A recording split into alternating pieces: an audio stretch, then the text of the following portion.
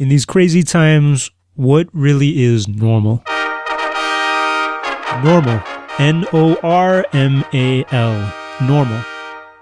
The neat thing about the word normal is that it's really old, and if you look back far enough in the etymology, you see that it comes from the Latin word norm, which describes a construction tool. It's a tool for making right angles.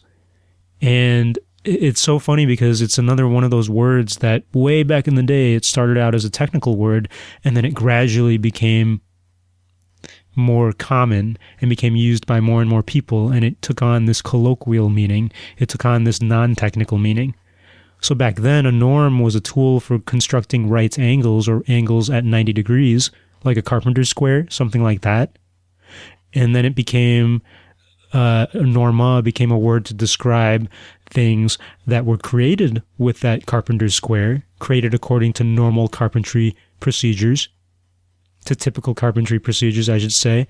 And then we got in English the word normal, which tends to describe things typically made with that carpenter's square, or maybe angles made with that carpenter's square. So not only is it a perpendicular angle or a 90-degree angle, but maybe normal just described things that were typical, more common, and normal became a word that everybody used.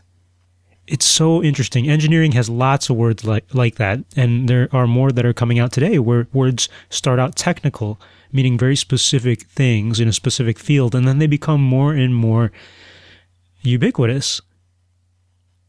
Today, normal in engineering has, I would say, two main meanings. One of them is the geometric meaning, and so it could be a substitute for the word orthogonal, and there was an episode about the word orthogonal already. You can go back and listen to it. Or the less fancy word perpendicular. So you might have normal angles, normal directions. You can have a line that is normal to a plane. That's a geometric description. And then you have the idea of a certain type of statistical distribution, the normal distribution. And engineers do use that because in engineering statistics, we got to analyze data. Whenever you have to analyze data, any scientist or engineer would look at normal distributions if it calls for it. And it's the common distribution. It's the bell-shaped curve that we expect numbers to fall in if we measure something multiple times. It's not always a bell-shaped curve, but when it is, we call that a normal distribution. So normal started out as a very technical word way back in the day, and it became a very typical word today, as well as having that mathematical or engineering meaning. And now we use it to describe everything, not just things that we build with our hands, but we use the word normal to describe if events in our lives are typical or not.